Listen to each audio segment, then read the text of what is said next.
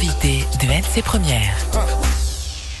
Stop à la haine anti-flic, c'est un mouvement national relayé en Nouvelle-Calédonie ce matin. Comme en métropole, les policiers ont un sentiment de défiance venant d'une partie des Calédoniens. S'ils restent mobilisés sur le terrain, ils se disent fatigués des caillassages et autres incivilités. Bonjour Richard Meunier. Bonjour. Vous êtes délégué syndical de l'UT CFE-CGC de la police nationale. C'est assez rare qu'un policier prenne la parole pour dénoncer le malaise de la profession. On l'a dit, vous le faites en tant que délégué syndical. La haine anti-flic, c'est aussi une réalité chez nous? Oui, tout à fait. C'est une réalité sur le Caillou, même si on ne subit pas dans les mêmes proportions ce que subissent nos collègues en métropole. On a plus de 250 fonctionnaires blessés depuis le début des manifs en métropole, mais on n'est pas à l'abri en Calédonie. On voit c'est une montée de la violence, un rajeunissement de la violence également, et de plus en plus les collègues sont pris pour cible sur des caillassages. On a failli perdre un collègue qui a été poignardé l'année dernière. On voit très bien que la Calédonie subit de plein fouet aussi cette montée de la violence, cette radicalisation. C'est un phénomène qui prend de l'ampleur chez nous? Tout à fait, c'est un phénomène qui prend de l'ampleur. On le voit, je vous parlais de rajeunissement, mais également même féminisation, j'allais dire, de la violence. Ce qui est nouveau pour nous, policiers, c'est de voir autant au niveau de l'alcoolisation massive des jeunes filles ou de leur participation à ces caillassages. Et c'est vrai qu'on ressent, nous, policiers, de plus en plus de difficultés sur le terrain pour faire notre travail. Oui, on parle beaucoup de caillassage, mais il y a d'autres incivilités auxquelles vous êtes confrontés. Oui, bien sûr, il y a une vraie montée de la violence. Elle ne se fait pas qu'en métropole, comme je vous disais.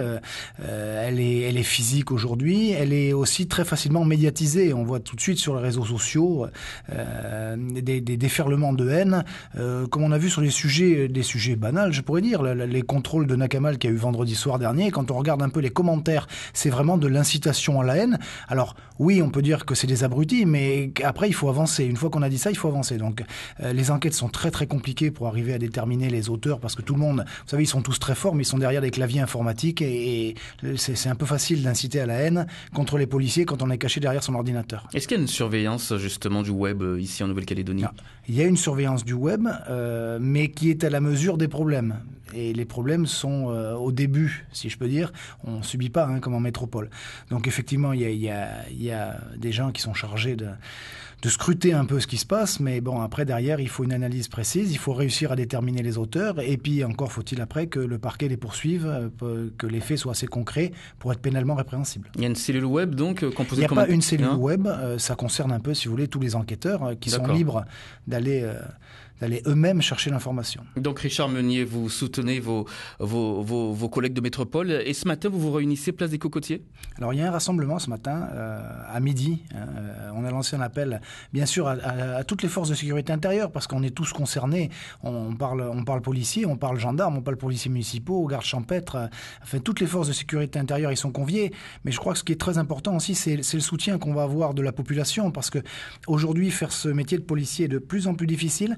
Et je crois que la seule reconnaissance qu'ont et que réclament un peu les fonctionnaires de la police, c'est ceux de la population. C'est-à-dire, tant que les policiers auront le soutien de la population, ils continueront, et c'est pas péjoratif, croyez-moi, ils continueront à risquer leur peau pour protéger la population et les biens de la population, parce que c'est le cas dans tout ce qu'on voit, dans toutes les manifs qu'on voit, ces casseurs qui vont piller, incendier et brûler parfois le travail d'une vie en quelques minutes. Donc pour que la police continue à faire son travail, elle a besoin de la reconnaissance, et la première des reconnaissances qu'elle réclame, c'est la reconnaissance de la population. Donc à midi, ça sera un peu un baromètre. Vous avez besoin d'être aimé. On a tous besoin d'être aimés, voyons. Oui. En métropole, toutefois, Richard Meunier, on ne peut pas nier qu'il y a des accusations de violence qui ont été portées contre les policiers.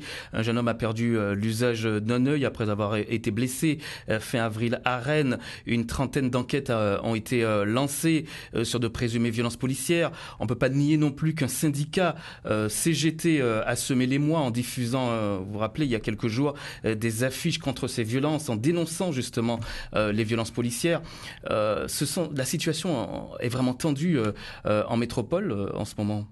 Alors, je crois que le premier des devoirs que nous avons, nous, syndicalistes, c'est d'être vrai. Vous savez, nous, on ne fait pas de politique, oui. La langue de bois, c'est pas notre truc. Donc quand vous parlez vrai, et les vérités que vous dites, qui ont le mérite d'être dites, doivent aussi être éclaircies.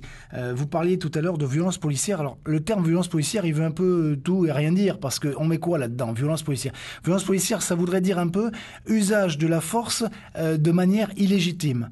Or, en maintien de l'ordre, quand vous avez face à vous des dizaines de casseurs qui vous envoient des pavés, je voudrais toujours rappeler le chiffre, 200, 230, 240 fonctionnaires blessés, effectivement, il peut y avoir, quand on use de la force, des débordements. Mais je crois qu'il faut aussi les replacer dans leur contexte. Quand vous avez des débordements qui sont légitimes? Alors, les débordements, non, je parle des débordements des casseurs. C'est les débordements des policiers? Mais les débordements des policiers, ils seront sanctionnés, croyez-moi. On est la corporation la plus contrôlée et la plus sanctionnée, chiffre à la pluie, la plus sanctionnée de toute l'administration.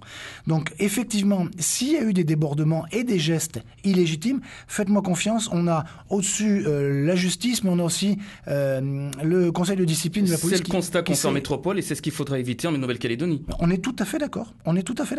La police doit faire son métier, mais pour le faire correctement, elle doit aussi avoir les moyens de le faire. Et notamment, les moyens humains, les moyens en formation, les moyens en contrôle, les moyens, voilà. Est-ce que vous êtes suffisamment écouté de votre hiérarchie? Alors, vous savez, on dit toujours écouter, oui, entendu, je ne sais pas. Il est évident qu'on a des problèmes d'effectifs en Nouvelle-Calédonie. D'ailleurs, on va profiter de la présence sur le Caillou de la mission mixte police-gendarmerie, puisque c'est la première fois qu'on va être reçu par une mission mixte, pour leur expliquer un peu l'atypisme de fonctionnement qu'on a en Calédonie. On n'a pas vraiment les mêmes soucis qu'en métropole, mais on a effectivement une carence en fonctionnaires qu'il nous faut combler rapidement, parce qu'on a 50 ou 60 policiers calédoniens qui attendent depuis 10 ans de revenir sur le Caillou, et on n'a aucun levier pour les faire revenir. On se retrouve tout à l'heure, Richard Meunier. Vous restez avec nous à partir de 7h10. Merci.